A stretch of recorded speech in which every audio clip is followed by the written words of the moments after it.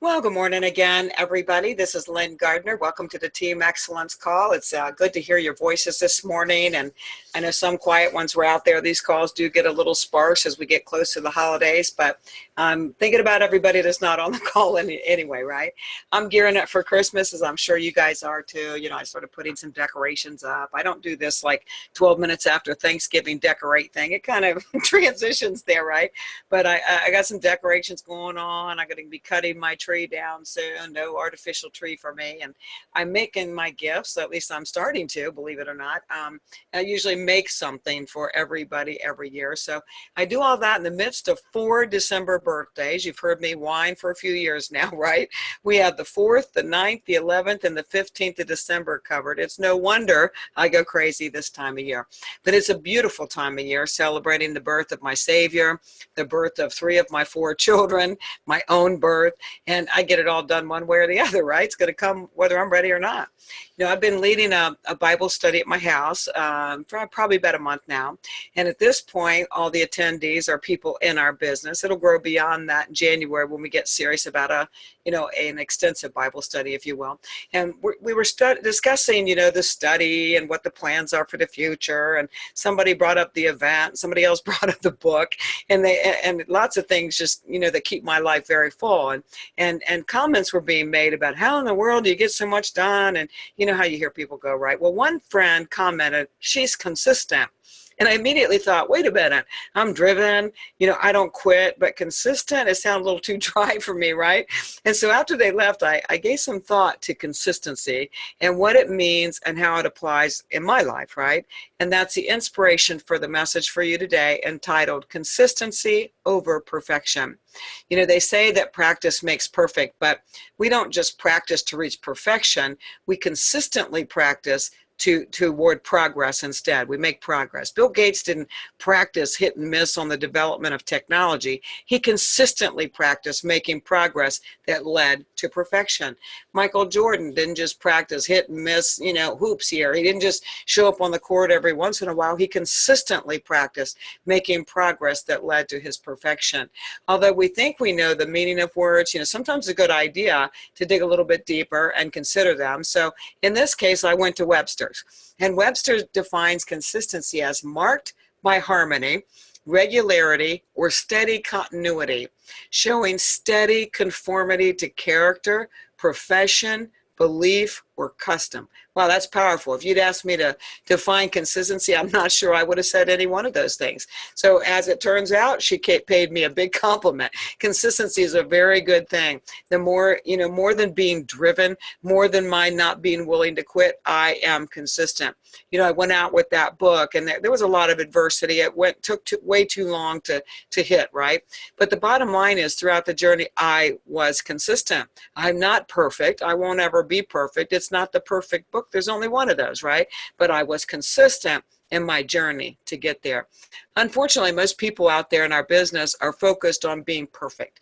They're practicing and learning, and some are walking encyclopedias on ionized water.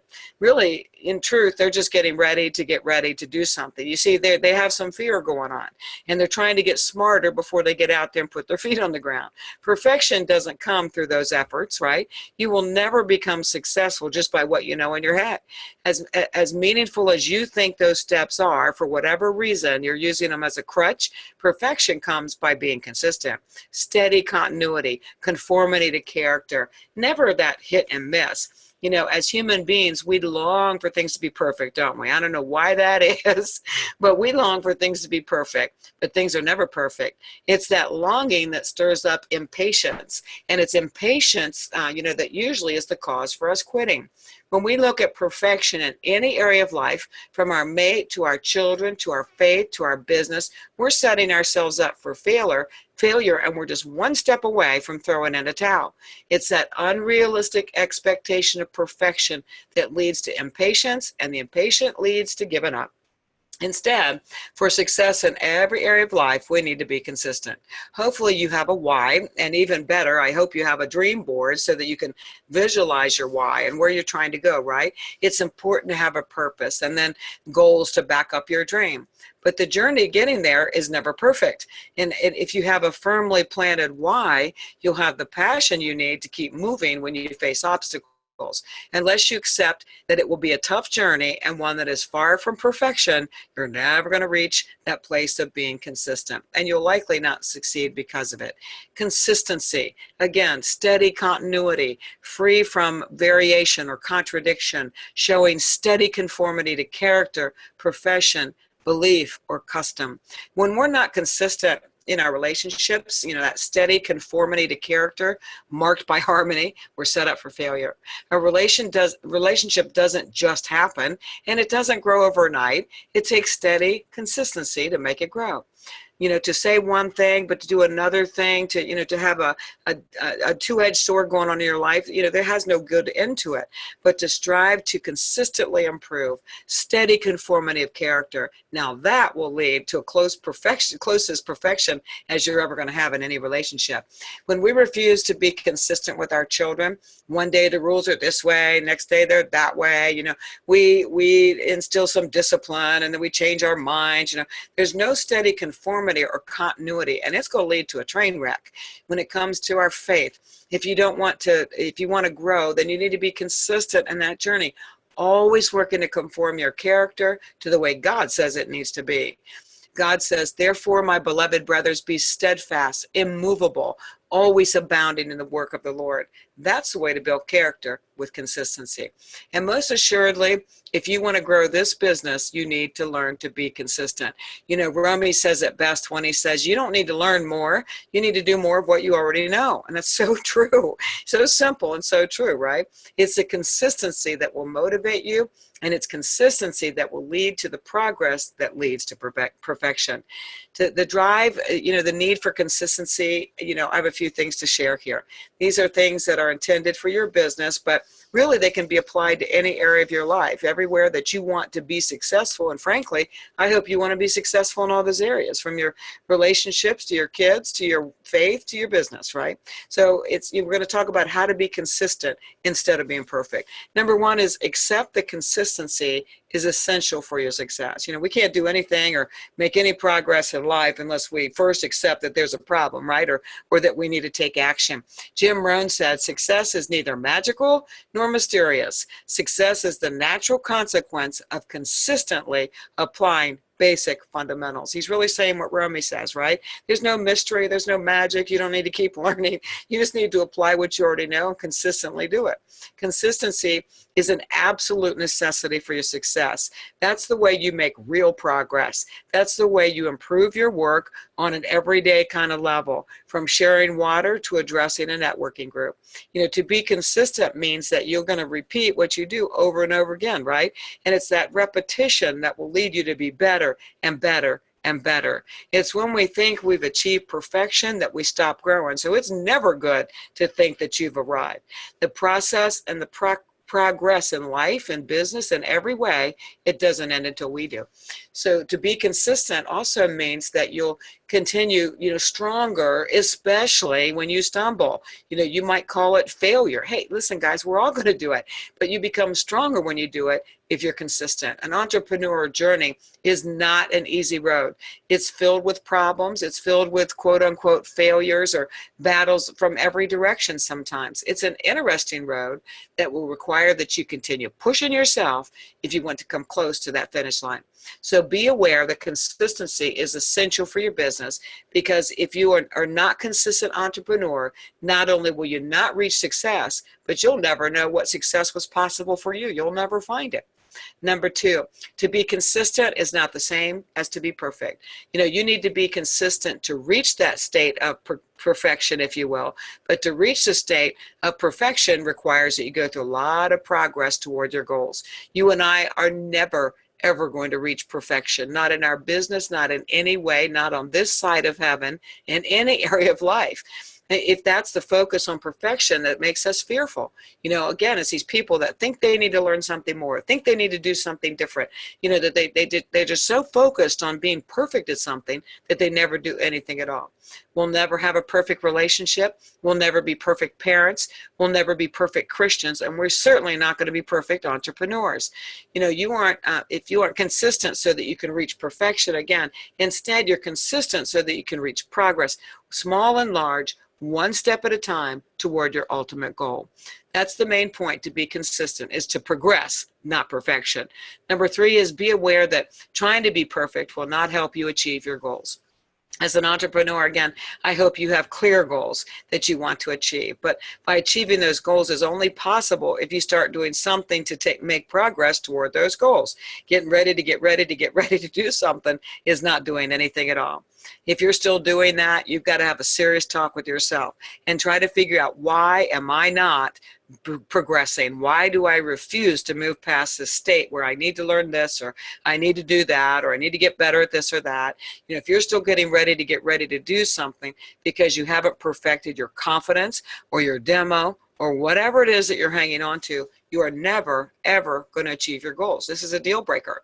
So achieving goals will have, several different roads for you, but none of them will ever be perfection. Planning or setting up goals is totally different from achieving goals, and achieving your goals are going to require more of a focus on consistency and just nix the idea of perfection. You need to be aware that trying to be perfect will not help you achieve those goals at all. Sometimes we tell ourselves things that just aren't true. So if you're in that mode, I need to learn more. I need to understand why I do the drops and this happens. I need to understand why the oil. If you're doing all that, guys, you're just making excuses. You just need to do the right things consistently, and you'll get closer and closer to doing them, with perfection, if you will. Number 4 is failure is an integral part of achieving success. Listen, nobody likes failure, not in any area of life, but it's really kind of the glass is half empty, half full kind of mentality. Entrepreneurs need to look at quote unquote failure as an opportunity to be better. Just like that baby learning to walk. I bring it up so often. You have to stand up, fall down, and consistently get back up to make progress. If a baby fell down a couple times, bumped their lip and bled a little bit, and then said, I'm not getting back up, I might fall again, they're never going to make progress to walk, and neither will you. Behind every successful entrepreneur, there are lots of such situations that many would call failure. Fear of failure is the root of the problem behind why you don't consistently take action steps. So what? You did a demo, nobody bought, or you think you messed it up, your meter didn't work, whatever. You prospected and you think you said the wrong thing and you botched it. Maybe a family member makes fun of you for being in our business. Who cares? None of these things are keys to your success or not. If we're consistent, if we get back up just like that baby does, when any one of those things happen, we will progress beyond the obstacles. It's that focus on perfection that isn't even possible that causes us to throw in the towel. The alternative, to being consistent is to fail or to quit. And I hope you don't consider either one of those things an option. Whatever it is, if you're consistent, it will lead to progress. If you see those failures as stepping stones, toward your success. While it's true, I'm driven and I don't quit. I'm probably like a snapping turtle more than anything. I do learn from failures and I don't give up. Some of that's the school of hard knocks. Some of that's just, my relationship with the Lord. It's also true that I'm consistent. I'm consistent in my relationships. Sometimes I'll meet people and I only knew them from afar, maybe on Facebook or whatever. And when I meet them, they'll say, wow, you're just the way I thought you would be. I'm consistent, right?